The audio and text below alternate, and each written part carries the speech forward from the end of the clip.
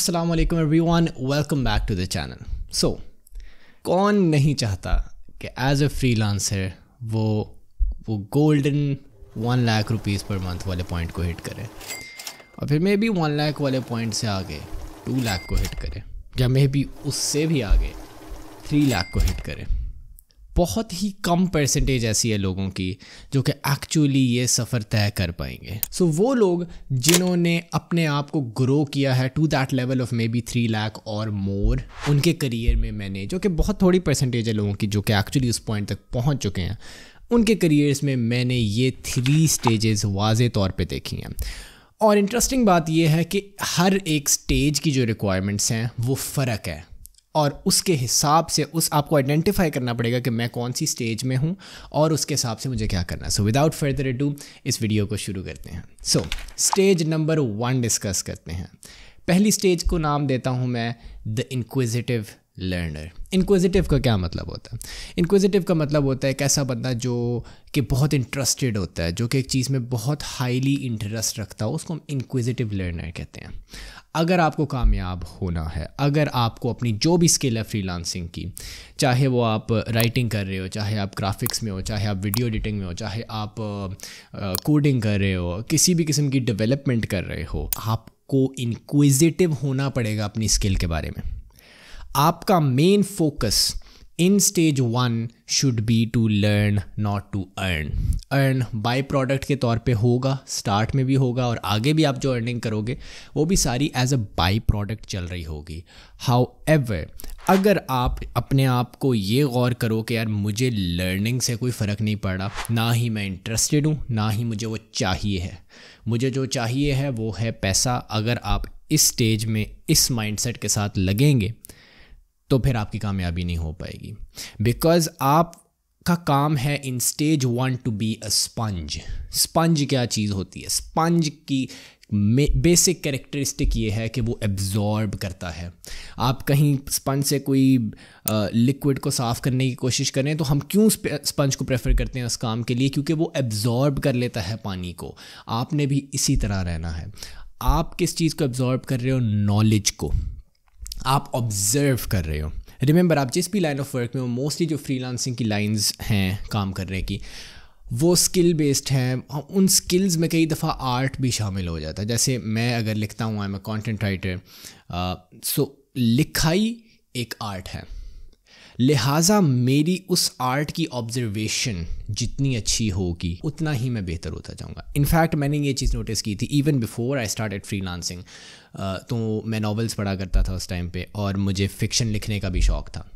So what I observed was कि मैं एक पर्टिकुलर टाइम पे जॉन से राइटर को पढ़ रहा होता था। जब मैं लिखता था खुद फिक्शन तो मेरे लिखने के स्टाइल में उस राइटर का स्टाइल मुझे शो होता था काफ़ी क्लियरली और मैं उसकी तरह लिखना शुरू हो जाता था। क्यों?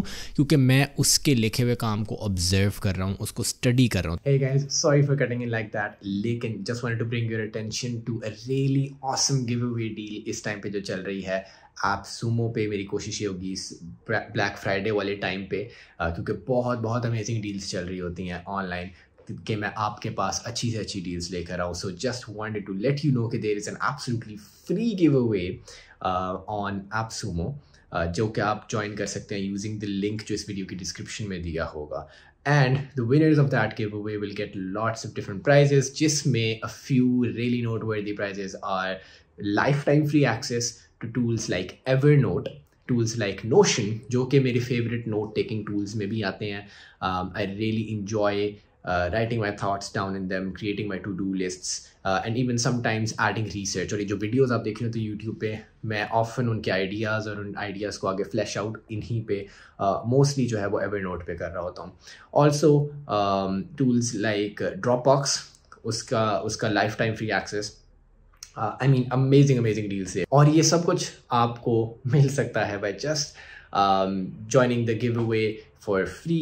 अगेन वीडियो की डिस्क्रिप्शन के अंदर लिंक दिया होगा, do go and check it out and join, and I hope maybe आप में से कोई वो जीत जाए। So back to the video. So you have to do the same if you want to succeed. Get affiliated with someone or some institution जहाँ पे आपको सीखने का मौका मिल रहा हो। बेशक अभी इस टाइम पे आपको पैसे बहुत ज़्यादा नहीं आ रहे हैं, अंडरस्टैंड कि there are stages, there are levels to this game. So अब ये कौन हो सकता है? ये या तो आपका कोई क्लाइंट हो सकता है, कोई भी ऐसा क्लाइंट जब आपने काम करना शुरू किया, आपने जॉब्स वगैरह पे अप्लाई किया है। There are tons of videos on my channel जो कि आपको वॉक थ्रू करती हैं of how to apply to jobs, how I apply to jobs. बहुत सी वीडियोस आपको इस पर मिल जाएगी, मैं कोई ना कोई यहाँ पर आई बटन पे भी लिंक कर दूँगा। That's not the purpose of this video.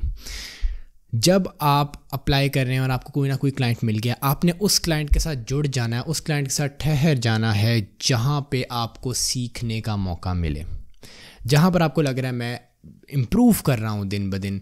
आपने वहाँ पर कोशिश करना जुड़े रहें, बेशक आपको उससे बेहतर रेट मिल रहा हो, एटलीस्ट फॉर स्टेज 1।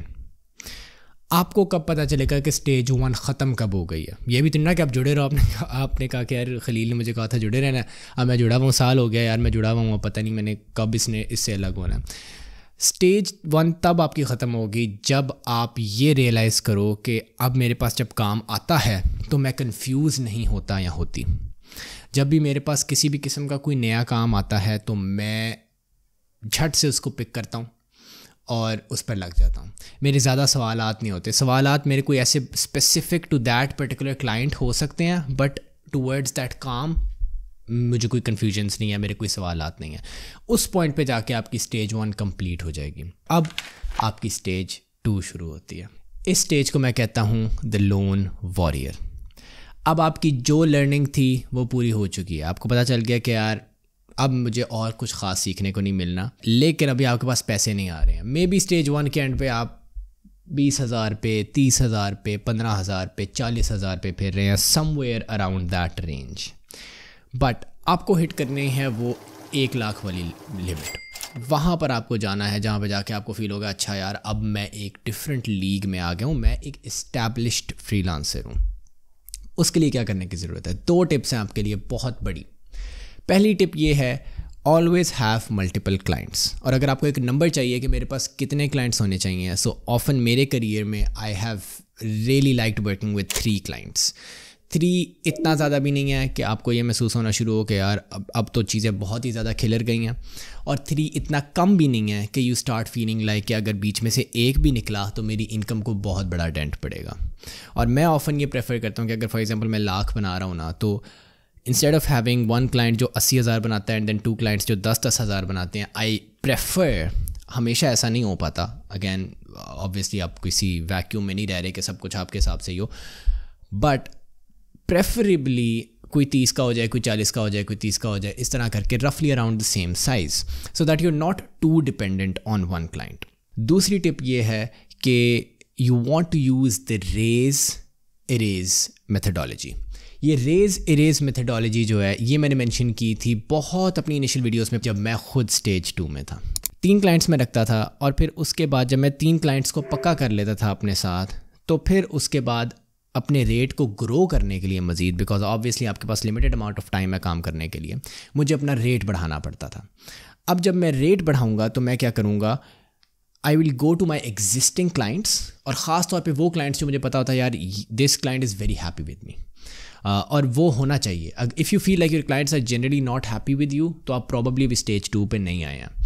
बट आपके ऐसे क्लाइंट्स जो कि आपसे हैप्पी हैं, आप उनके पास जाएँ and you tell them ke you know I'm having a very good time working with you, this opportunity is allowing me to learn much more, blah blah blah, but in order to make sure that I'm giving you the most of my attention or giving you the same quality week in week out, I would really prefer if we could revise our rates। जिसका मतलब basically ये होगा कि भाई मैं obviously grow कर रहा हूँ वक्त के साथ साथ, और ऑब्वियसली और अपॉर्चुनिटीज़ भी आ रही हैं। I want to continue working with you, क्योंकि मुझे आपके साथ काम करने में मज़ा आता है बहुत ज़्यादा। I really enjoy the work that we do together. तो आई वुड प्रेफर कि अगर हम अपना रेट रिवाइज़ कर सकें। जब आप अपना रेट उसके साथ रिवाइज़ करोगे, सो फॉर एग्जांपल पहले आपका वो क्लाइंट करीबन महीने में 30,000 के आसपास फिर रहा था, अब आप कोशिश करो कि वो क्लाइंट करीबन 40,000 के आसपास फिरे। तो लेट्स से आपने 3 क्लाइंट्स को ये कहा, तीनों को ये कहा, 3 क्लाइंट्स थे, और 3 में से 2 मान गए और 1 नहीं माना। अब आप 80 + 30 110,000 रुपीज़ पर मंथ पे हो। 90 से सीधा 110 और आपको अभी कोई और क्लाइंट नहीं ढूंढने की ज़रूरत पड़ी। अब आपने क्या करना है, वो एक क्लाइंट जो नहीं माना अभी उसको रखो यहाँ पे, उसको छोड़ना नहीं है। आपने उसको ये नहीं कहा कि मैं छोड़ के जा रहा हूँ अगर तुम नहीं इंक्रीज़ करते, बट आपने कहा कि आई वुड प्रेफर कि अगर आप इंक्रीज़ करो। उसको बात नहीं समझ आई, that's okay, part of business. अब आप जाओगे मार्केट में और अब जाकर आप एक ऐसा क्लाइंट ढूंढोगे जो आपको 40 नहीं, आपको 50 पे करे, क्योंकि मज़ा तो तभी है ना भाई, ग्रो तो हम तभी करेंगे। अब आपको एक क्लाइंट चाहिए जो आपको 50 पे करे, और ये बात मैं आपको बता दूँ, अब आपको वो 50 वाला क्लाइंट मिल जाएगा।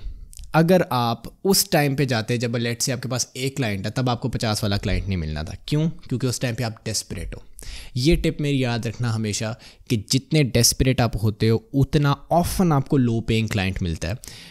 और मिलता क्यों है? क्योंकि आप उस टाइम पे मान जाते हो उस क्लाइंट के लिए, जब मुझे ज़रूरत ही नहीं है, जब मेरा पेट भरा हुआ है, जब मेरी ज़रूरियात पूरी हो रही हैं, एक इनकम लेवल है मेरे पास ऑलरेडी 30,000 का क्लाइंट है, मैं एक और 30,000 का ऐड करके क्या करूँगा जब मैं उसका काम ही नहीं कर सकता।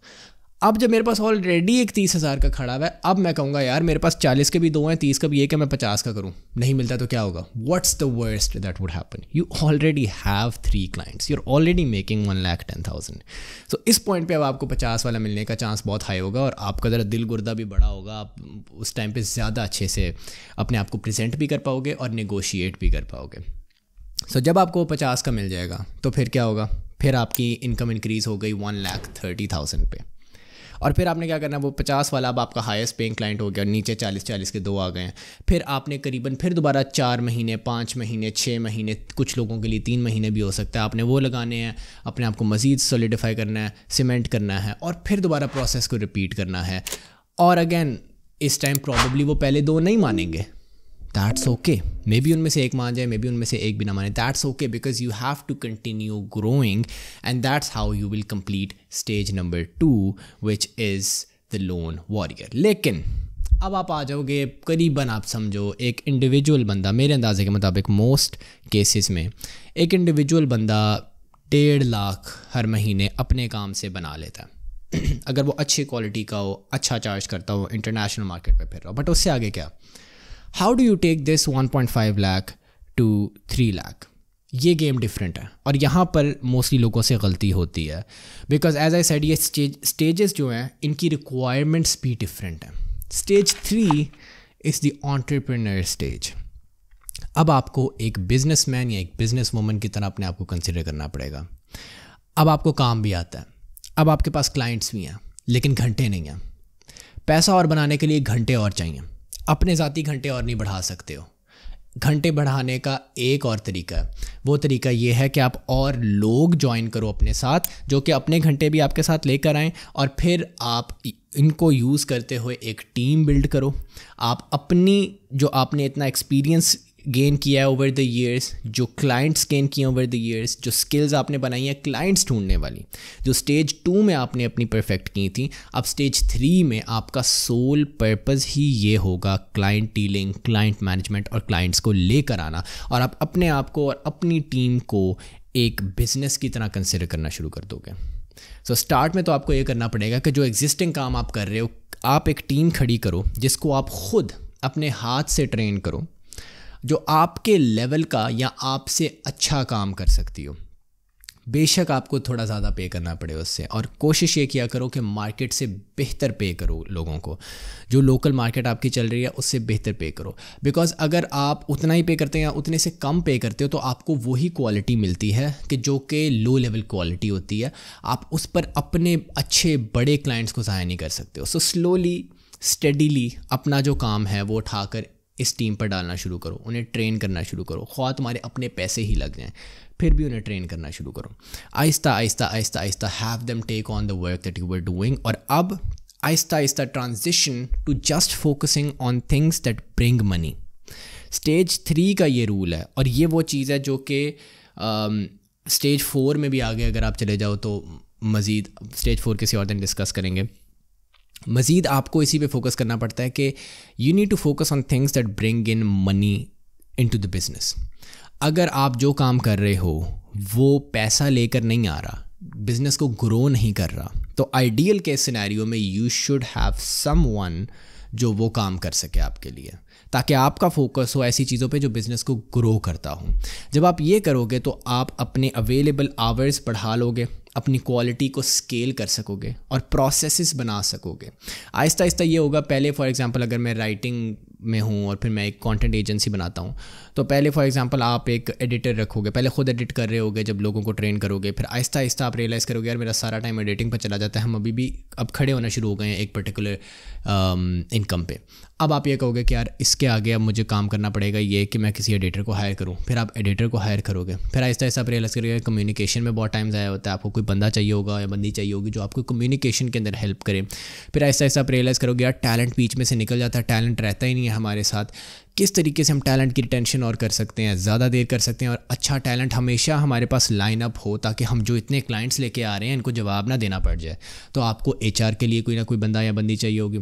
सो इस तरह से आपको इसको डील करना पड़ेगा। वक्त आपको खुद बताएगा कि आपको कहाँ पे क्या चाहिए है, and it's a work in progress. I believe कि स्टेज 3 तक भी आप करीबन 10 लोगों की टीम बना चुके होगे और 3 लाख को आसानी से क्रॉस इंशाल्लाह कर लोगे। उसके बाद की गेम आ जाती है कि अब इन 10 लोगों को 30 या 50 या 100 कैसे करना है। That is stage 4। और वो जैसे जैसे मैं खुद सीखता रहूँगा, मैं भी किसी दिन आपको भी सिखा दूँगा। So thank you for watching this video. उम्मीद आपको पसंद आई होगी। See you in the next one. अल्लाह हाफिज़।